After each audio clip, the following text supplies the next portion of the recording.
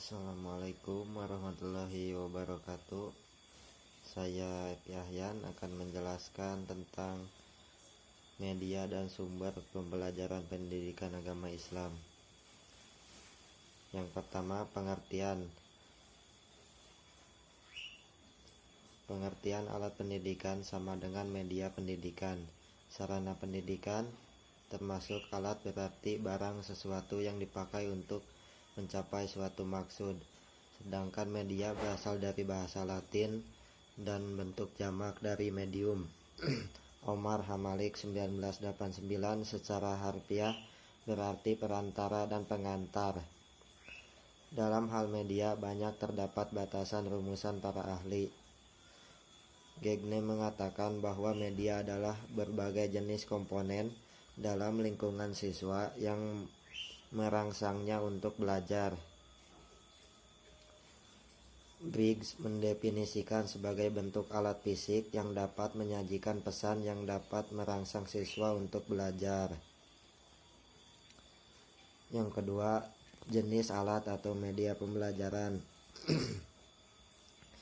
Yang alat pendidikan yang bersifat benda. Yang pertama ada alat pendidikan yang bersifat benda. Menurut Yakiyah Darajat, alat pendidikan yang berupa benda adalah: yang pertama, media tulis seperti Al-Quran, hadis, tauhid, fikih, sejarah. Dan yang kedua, benda-benda alam seperti hewan, manusia, tumbuh-tumbuhan, dan sebagainya. Kemudian yang ketiga, gambar-gambar yang dirancang secara grafik. Yang keempat, gambar yang diproyeksi seperti video, transparan, infocus. Kemudian yang kelima, audio recording seperti kaset, tape, dan radio. Omar Hamalik mengatakan alat pendidikan terdiri dari: yang pertama, bahan-bahan cetakan atau bacaan, di mana bahan-bahan ini lebih mengutamakan kegiatan membaca atau penggunaan simbol-simbol kata dan visual. Yang kedua, alat-alat audiovisual, yakni alat-alat yang dapat digolongkan pada alat tanpa proyeksi seperti papan tulis dan diagram. Media pendidikan di 3 dimensi seperti benda asli atau peta.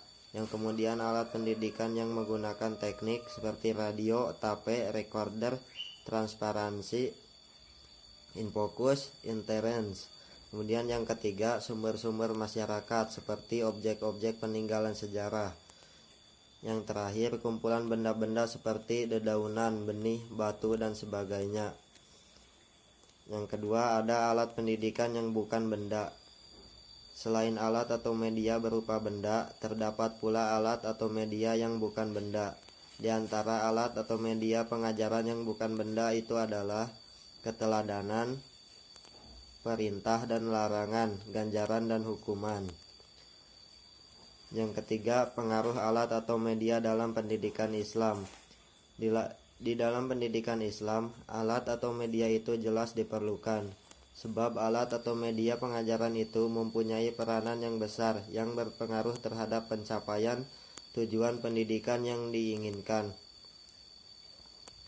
Menurut Yusuf Hadi Miarso menyatakan bahwa alat atau media mempunyai nilai-nilai praktis yang berupa kemampuan, antara lain: yang pertama, membuat konkret konsep yang abstrak. Yang kedua, membawa objek yang sukar didapat ke dalam lingkungan belajar siswa. Yang ketiga, menampilkan objek yang terlalu besar. Yang keempat, menampilkan objek yang tak dapat diamati dengan mata telanjang. Yang kelima, mengamati gerakan yang terlalu cepat. Kemudian menurut Abu Bakar Muhammad bahwa alat atau media itu mempunyai kegunaan, antara lain mampu mengatasi kesulitan-kesulitan dan memperjelas materi pelajaran yang sulit. Yang kedua, mampu mempermudah pemahaman dan menjadikan pelajaran lebih hidup dan menarik. Yang ketiga, merangsang anak untuk bekerja dan menggerakkan naluri kecintaan menelaah atau belajar dan menimbulkan kemauan keras untuk mempelajari sesuatu. Yang keempat, membantu pembentukan kebiasaan. melahirkan pendapat, memperhatikan dan memikirkan suatu pelajaran, serta menimbulkan kekuatan perhatian atau ingatan, mempertajam indera, melatihnya, memperhalus perasaan dan cepat belajar. Kemudian yang poin B, sumber pembelajaran. Pengertian sumber belajar. Yang dimaksud sumber belajar adalah segala sesuatu yang dapat dipergunakan sebagai tempat di mana bahan pelajaran terdapat atau asal belajar seseorang. Dengan demikian, sumber belajar itu merupakan bahan untuk menambah ilmu pengetahuan yang mengandung hal-hal baru. Sebab pada hakikatnya, belajar adalah mendapatkan hal-hal yang baru.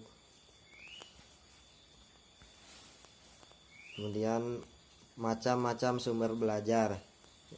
Yang pertama, sumber pokok, yaitu Al-Quran dan hadis. Kemudian sumber tambahan seperti manusia, orang atau masyarakat. Yang kedua, bahan pengajaran, situasi belajar, masa media, alat dan perlengkapan belajar, aktivitas atau teknik.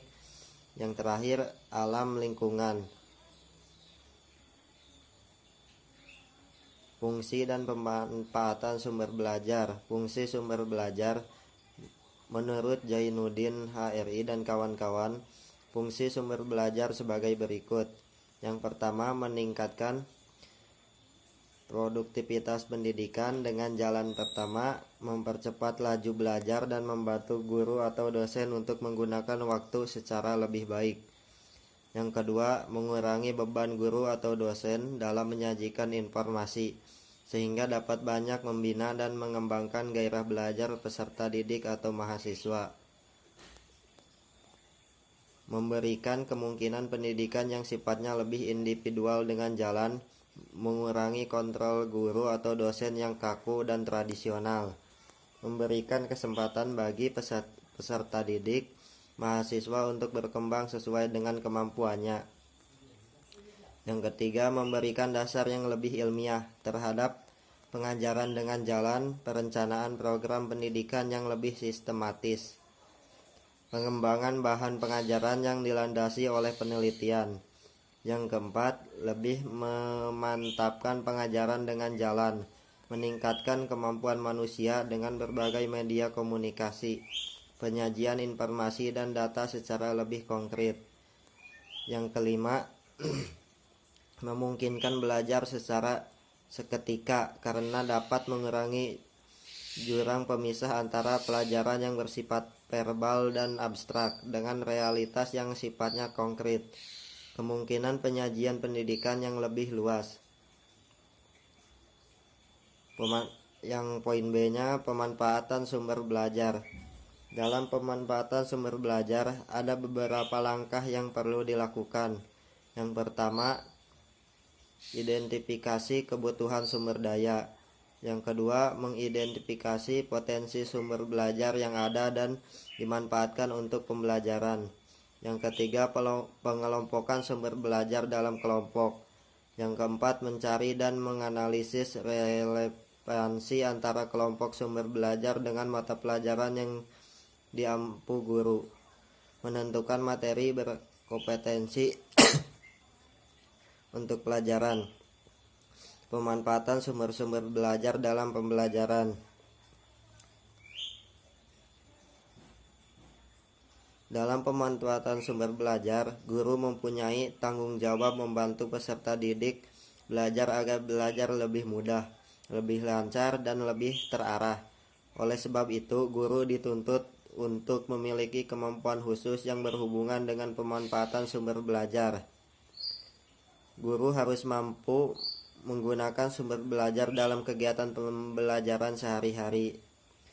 Yang keempat, jenis sumber belajar. Secara garis besarnya, terdapat dua jenis sumber belajar, yaitu sumber belajar yang dirancang, yakni sumber belajar yang secara khusus dirancang atau dikembangkan sebagai komponen sistem instruksional untuk memberikan fasilitas belajar yang terarah dan bersifat formal. Yang kedua, sumber belajar yang dimanfaatkan, yaitu sumber belajar yang tidak didesain khusus untuk keperluan pembelajaran dan keberadaannya dapat ditemukan, diterapkan dan dimanfaatkan untuk keperluan pembelajaran. Dari kedua macam tersebut, sumber belajar dapat terbentuk: pesan, informasi, bahan ajar, cerita dongeng, hikayat, dan sebagainya.